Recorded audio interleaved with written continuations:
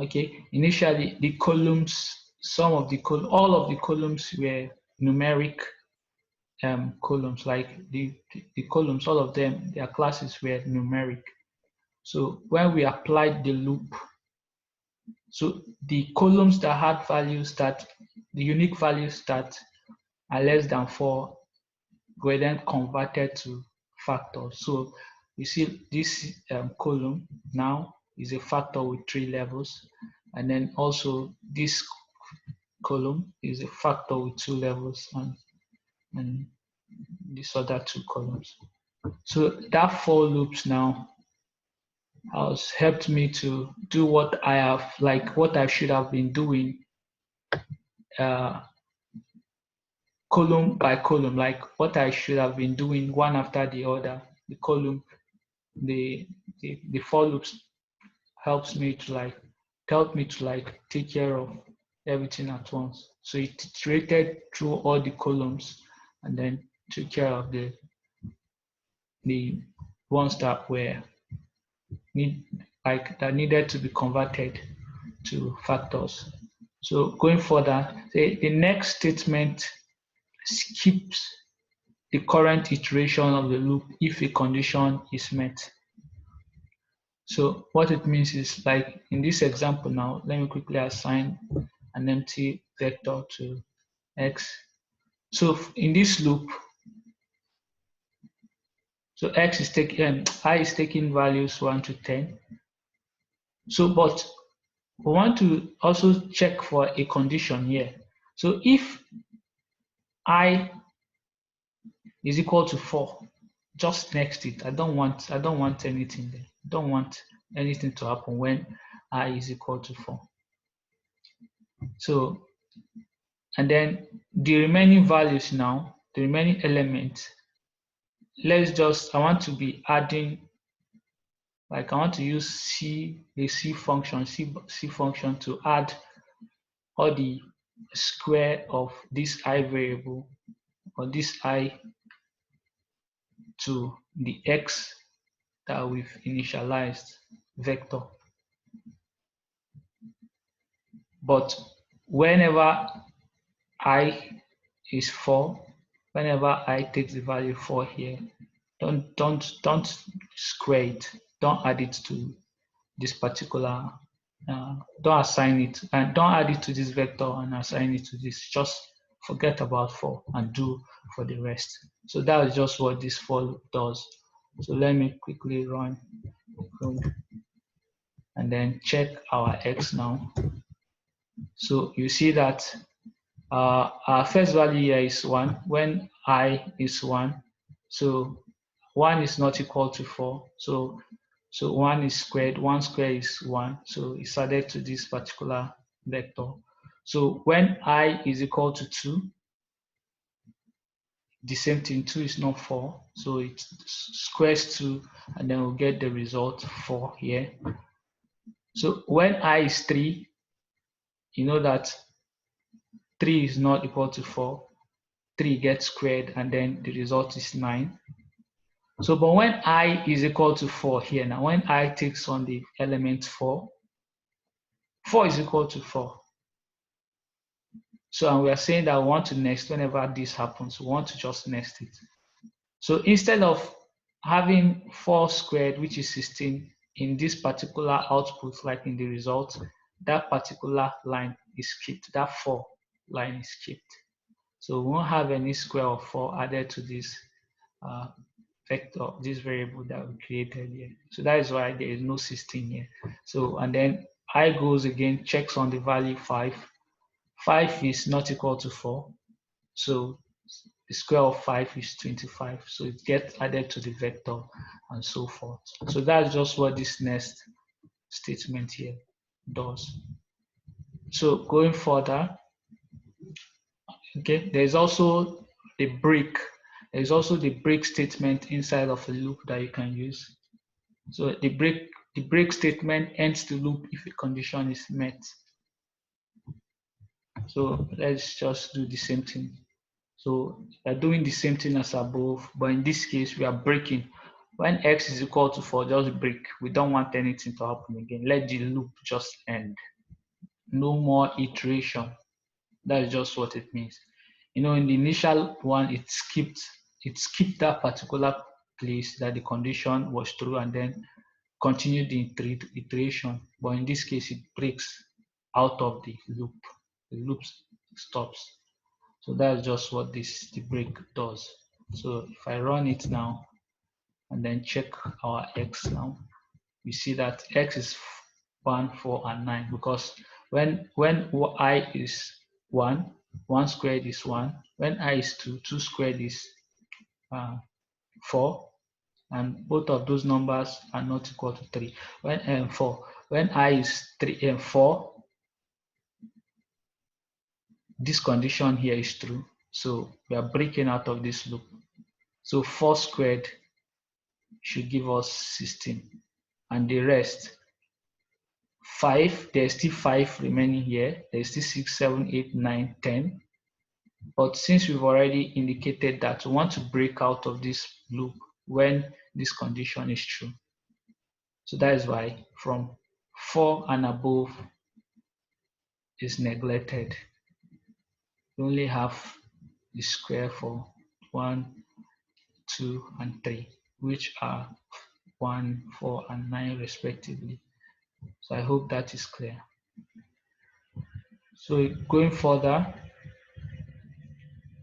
I want to create a for loop. This is just a more like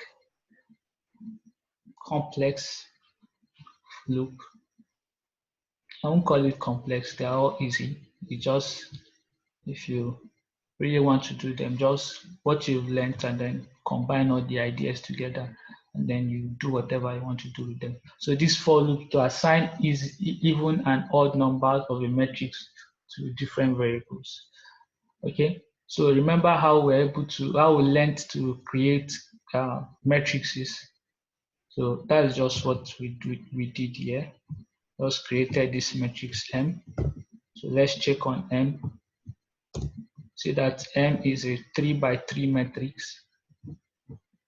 And then let's initialize a variable like where we will store our even and odd values like elements. So that's what we are doing here. We're just initializing them. Make sure they are vectors and they can accept other elements. So loop now, we are iterating through this loop now, this particular loop now. In order for us to be able to do what we want to do, achieve what we want to achieve, we have to do 2 for loops so that one of the loops will iterate through the rows, number of rows of M, 3 rows, and then the other of the loop will iterate through the columns, 1 to the number of columns, 3 columns. So for every I variable in this vector, there's also going to be j variable in that in the columns of the first iteration here. So this iteration starts the first value here, then this iteration continues like starts with the first value, following the first value of the first iteration. So this iteration will completely execute for the first value like of this particular first for loop. And then the next value of this loop starts again. And then this for loop iterates again for the next value. That is the whole of these for loops, 1 to the number of columns. So that is just how this works here. So this loop gets like you can next loop like this.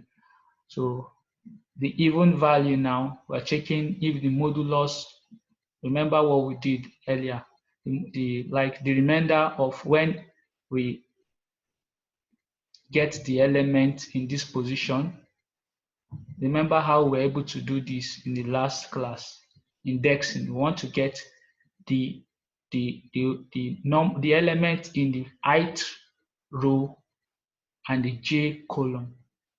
So if I here is 1 and the j here is 2, we are saying get me that particular value, that particular element, and divide it by 2. So if the result is equal to 0, it means that that particular element is an even element. So just take that element and store it inside this variable even. So that's just what we are doing here using the C function. So that's just it. Else, any value that does not meet this condition now, just keep those values inside of this odd variable here using the same C functions to this thing. So I hope nothing is new here. This is what we've done in the first and like the class before this one, we've done all these things. So I hope that not the whole thing is clear enough for us. It is not complex, it's just what we've done. We are just combining them together, except that we are using it to solve, we are using it to like do a bit complex task. This is not even complex. So we can do more complex things with loops. So let's run this particular loop and then check our even and odd. Okay, not actually this. So even, you can see that the values now are 2 inside of that matrix. Let me quickly show the matrix again. Matrix M. So our odd, our even that we just created with the for loops are 2, 52, 26, and 86. These are all even numbers, and they are from this matrix. And let's also check our odd numbers. Okay, so you can see that these are the odd number and they are from this matrix. So this for loops here, this for loop here helps us to achieve this.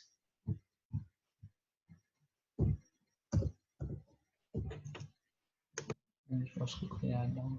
Okay, so going further, while loops. So we have discussed quite a bit about the for loops. So let's move to the while loops. So if you don't get anything, you can always ask in the chat pane. And I'll come back to it. So the while loop now, the syntax is while, and then the condition, and then the block of instructions. Similar to the when we're doing if.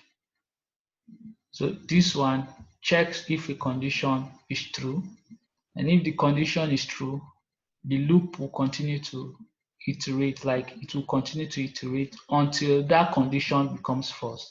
And when it becomes false, the loop gets ended. That's just what this while loop is. Like it continues to iterate, continues. You know, in the case of the for loop now, our iteration will be the vector that we want it to indicate, that we provided for it. But in this case now, it's checking a condition. The while loop is checking a condition. If that condition is met, for every values when that condition is met, the loop continues to iterate until the condition is false. So in this example now, I is 0. Okay, this is not necessary, but x is this. So now x is just as we've seen in the previous examples. So while I is less than, okay, yeah, okay. While I is less than 10, just do this for us. This is the block of instruction. So I should be I plus 1, and then x should now be x plus, we are combining the x, we're adding it to the vector with this c bind. So x, the square root of I. So that is just what this line while loop does.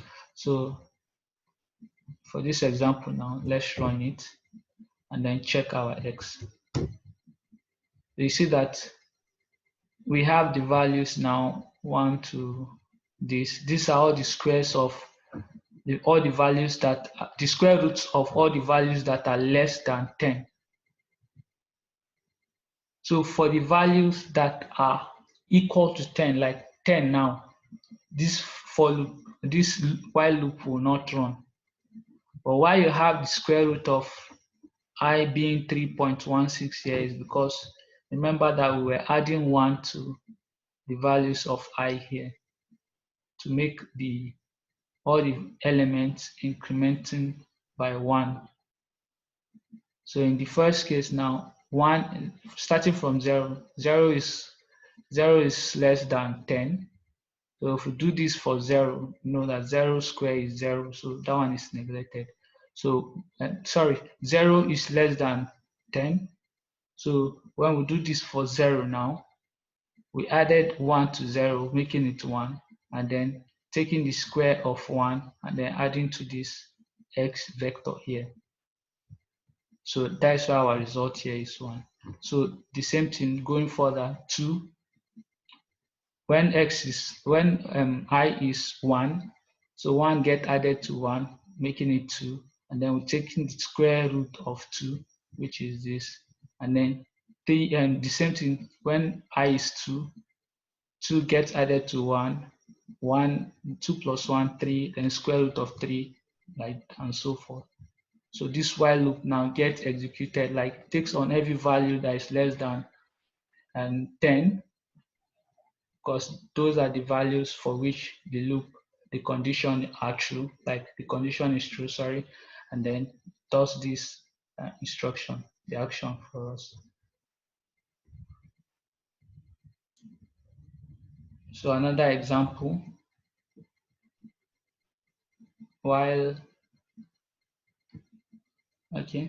so say note that if the condition is always true, the loop will continue running. Remember this example that we just treated, the condition will not always be true because there are values that x and I now will get to a point that the values will be greater than 10. The values will be equal to 10.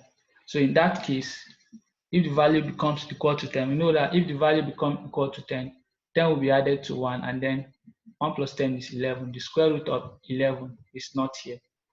So that particular condition is false. That is why this loop stops here. But if the condition is always true, like in this case now, I is less than, this value 0 is assigned to 1, and we are saying 0, while 0 is less than 10, just take the square root of I. This is fine. Take the square root of I. But you know that, okay, the value of I will always be less than 10. Unlike in this case that we were adding to the value of I, we're adding 1 to the value of I. In this case now, we are not adding anything. Like the values remain the same. The value of I remain always 0. So this while loop will run infinitely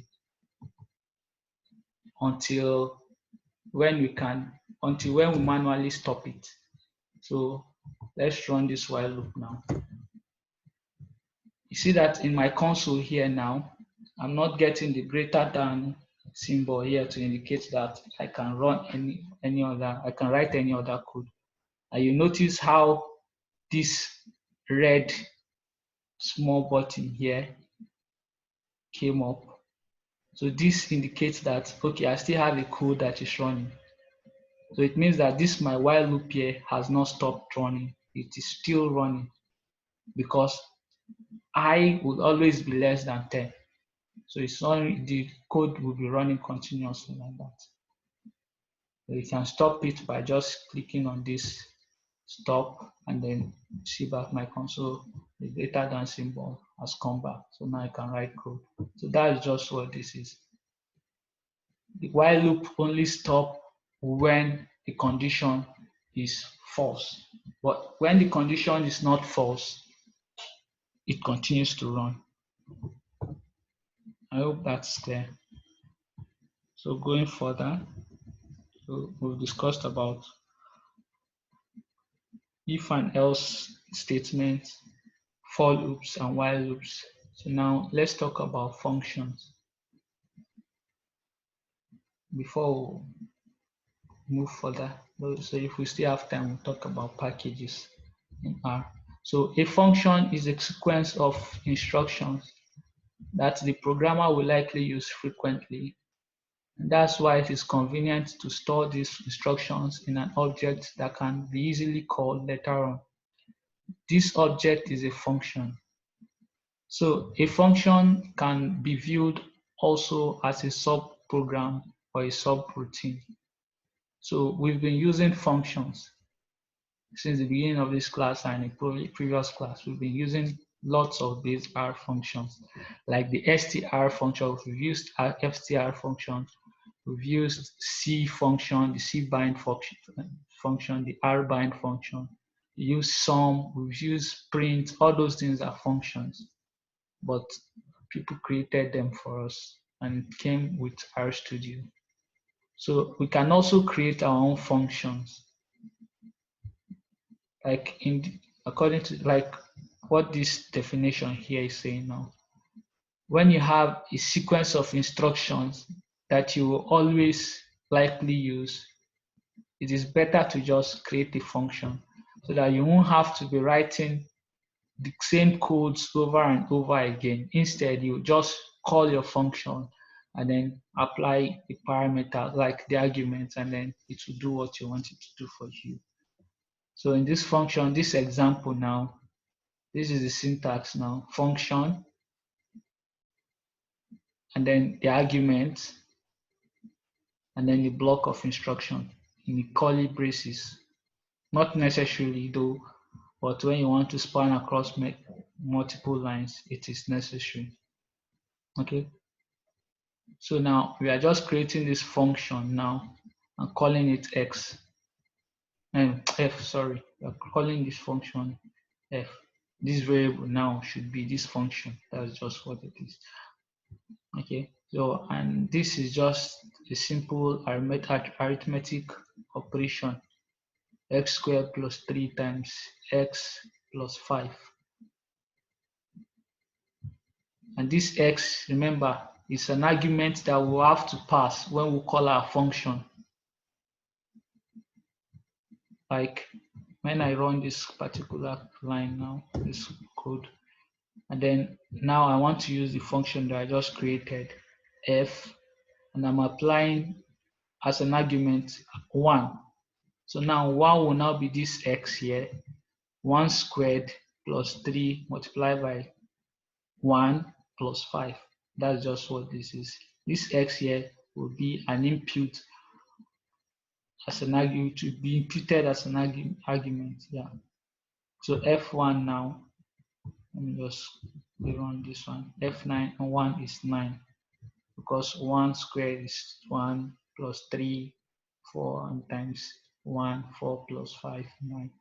This function does this small this arithmetic operation for me. I'm just using it as an example. You may not want to do something like this because it's something that you can just write the code for. It's not too like mean much for us to write.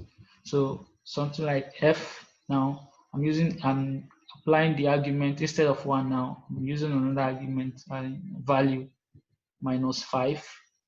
So minus 5 now takes this x position here and then it does the same thing again. So when we run this particular code, our output is 15. So that's just what this function f does, this little arithmetic operation here. So going further, this is another arithmetic operation we are taking, but in this case we want our functions to have 2 arguments, x and y. So that whenever we call our function, we'll have to provide the values of x and y, and then this arithmetic operation will execute. So let's run this particular code. Now we are calling on the function f and passing argument 5 and 5. So these are 5 for x and 5 for y respectively. So if we run it now, see that our result is 150. 5 squared plus 5 squared. 5 squared plus 5 cubed is 150. So, okay. So we can also assign the argument in the functions. Like whenever we are calling the function now, we can also do something like this. Let y be 3 and let x be 4 to still work normally. Still work. Because in these cases, we did not indicate, but we must make sure that the arguments that we are passing corresponds to the, like if we want our x value to be 5 and the next value to be 6, like the y value to be 6, we must make sure that the positions, that since we are not indicating the x inside this function, the x and the y, we must make sure that the position of the values that we are inputting tallies with the position when we're creating the function. So, but if we want to, we can interchange the positions whenever we are indicating the variable, like the argument inside the function. Like in this case, now remember that when we're creating this function, x came first and then y came next. Or we can do something like this: y is equal to 3 before x is equal to 4, since we are indicating that, okay, let y take this value and let x take this value. So same thing here, 43. So that's just that. So going further, so in this case now, we are creating another function, and inside the function, we are using an if statement to check a condition. So this is just showing you that you can also use if statement inside the function, just as we were able to use if statement inside a loop and for loop inside a loop. So we can also use if statement inside a function to check a condition and then perform an action if the condition is true or false. So this function now, we are giving it two arguments, x and y. So if x is not equal to y, 1, do this. Only do this when y is not equal to 1, sorry. So let me run this particular code and then pass in the argument for x and y. I'll use 5 and 6. So you see that the result is 5, because 5 is not, and 5 is not equal to 1 and 6 is not equal to 1. So this code, this particular line here, this particular condition here, instruction here gets executed. 5 squared divided by 6 minus 1 gets executed, and the result is 5. So in a case where we now input a value that will make our if condition to be false, we see that this particular case will not run. The function will not execute this particular instruction. So let's run it, and then we see that nothing happens. Nothing happens, no output, because if this condition is met, do this. But if this condition is not met, don't do anything. That's just what we would have included the else part here. But like I said, when we're doing if and else statement, it is not necessary. So let me say else print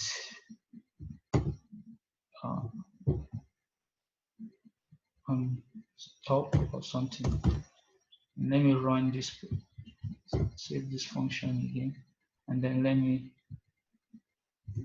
do this, you see that it prints stop because I indicated the else and I wanted it to do something. So that's just that.